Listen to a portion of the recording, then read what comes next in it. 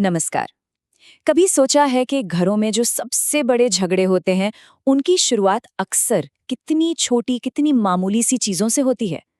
आज जो कहानी हम देखने वाले हैं, वो बिल्कुल ऐसी ही है। एक परिवार, एक बहू और मुट्ठी भर गोभी, जो एक बहुत बड़े संघर्ष की वजह बन जाती है। तो आइए, इस कहानी की परतों को एक-एक करके खोलते हैं। इतनी सी सब्जी से क्या ही होगा? ये सवाल ही समझिए इस पूरी कहानी का दिल है। ये बस एक सवाल नहीं है, नहीं, ये तो उस घर में धीरे धीरे जो तनाव पनप रहा था ना, और वो एक अजीब सी कंजूसी, उसका प्रतीक है। और यही वो छोटी सी चिंगारी थी जिसने आगे चलकर आग लगा दी। तो चलिए कहानी की शुरुआत करते हैं।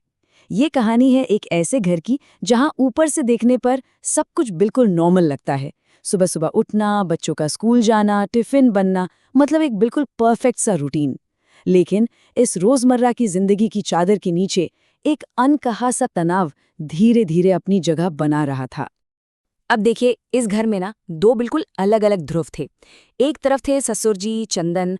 उनका अपनी बहू चारू के लिए जो प्यार था, वो रोज सुबह ताजी सब्जियों की शक्ल में घर आता था। मतलब वो चारू के लिए एक मजबूत सहारा थे। और फिर दूसरी तरफ थी सास राधा, जिनकी नजरें बस हर वक्त बहू में कोई गलती और घर में हो रही फजूल खर्ची ही ढूंढती रहती थी। और ये जो चंदन जी का रोज सब्जियां लाना था ना, ये कोई मामूली काम नहीं था। ये तो चारू के लिए एक एक कवच जैसा था। वो अच्छी तरह जानते थे कि राधा का स्वभाव कितना कठोर है, और उनकी लाई हुई ताजी सब्जियां ही एक तरह से चारू को अपनी सास के कड़वे बोलों से बचाती थी, एक साइलेंट शील्ड की तरह। लेकिन फिर एक दिन कुछ ऐसा हुआ जिसने इस शांत से चल रहे रूटीन पर एक गहरी चोट की। एक हादसा। और इस एक हादसे ने न सिर्फ घर का पूरा माहौल बदल दिया, बल्कि पावर का जो बैलेंस था ना, वो भी पूरी तरह से पलट कर रख दिया। उस दिन की सुबह भी बिल्कुल आम सुबह की तरह ही शुरू हुई।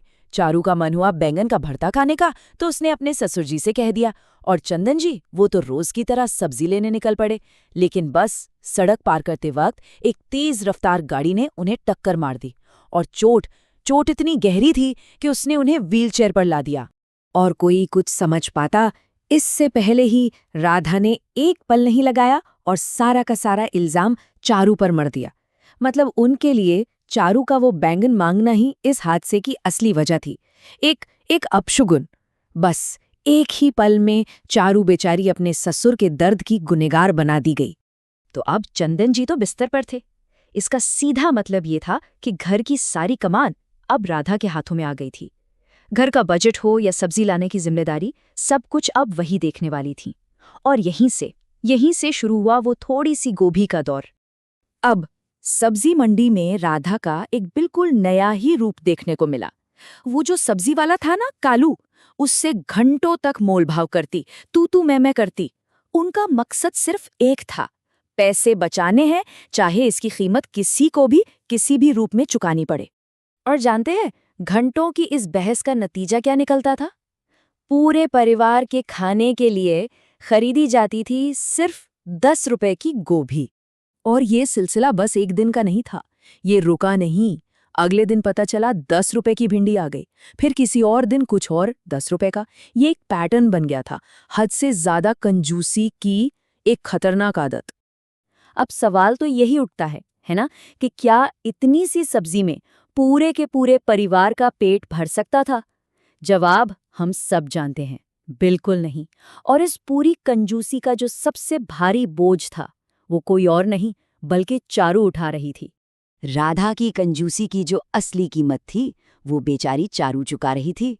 सोचिए, उसे सब्जी में पानी डाल डालकर उसे बढ़ाना पड़ता था, और फिर उसी बेस्वाद खाने के लिए ताने भी सुनने पड़ते थे।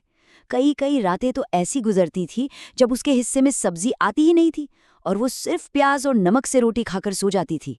और ये सब वो चुपचाप सहती रही, सिर्फ और सिर्फ इसलिए ताकि उसके बीमार ससुर को और कोई चिंता ना हो।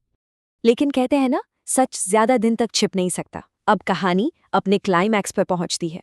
वो मोड़ आता है जब इस कंजूसी के खेल का पर्दाफाश होता है और पूरी सच्चाई सबके सामने आ जाती है।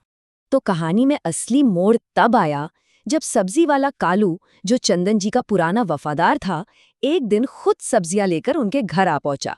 और उसी ने उसी ने चंदन जी को राधा की रोज की वो 10-20 रुपए वाली खरीदारी का सारा सच बता दिया। जैसे ही चंदन जी अपने पैरों पर वापस खड़े हुए, उन्होंने सबसे पहले राधा का सामना किया। उन्होंने साफ साफ कह दिया कि मुझे सब पता है, कालू ने सब बता दिया है, कैसे तुम बस 10-20 रुपए की सब्जियां ला रही थीं और कैसे मेरी बहू चारू चुपचाप सब कुछ सह रही थी। और जब वो पकड़ी गईं तो राधा का जवाब क्या था? बस एक ही, मैं तो घर के पैसे बचा रही थी ना। मतलब उसने अपनी इस क्रूर कंजूसी को बचत का नाम दे दिया और खुद को सही साबित करने की कोशिश करने लगी।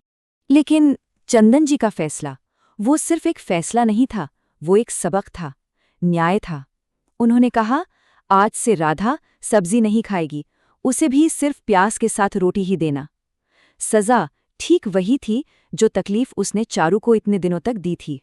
तो इस कहानी का जो अंत है, वो सिर्फ एक पारिवारिक झगड़े का अंत नहीं है, बिल्कुल नहीं, बल्कि एक बहुत गहरा सबक सिखाता है। ये दिखाता है कि कैसे ज़रूरत से ज़्यादा की गई कंजूसी रिश्तों पर कितनी भारी पड़ सकती है।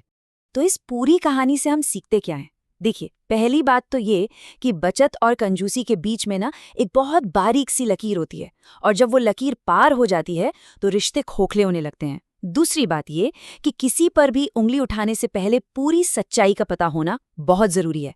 और सबसे जरूरी बात कि घर पैसों से नहीं बनता, घर बनता है प्यार से, देखभाल से और एक दूसरे के लिए दिल में रखी उदारता से। तो आखिर में ये कहानी हम सबको एक सीधे से सवाल पर लाकर छोड़ देती है कि एक घर के लिए ज्यादा जरूरी क्या है, बचत या फिर रिश्ते? इस पर सोचा जाना चाहिए जरूर।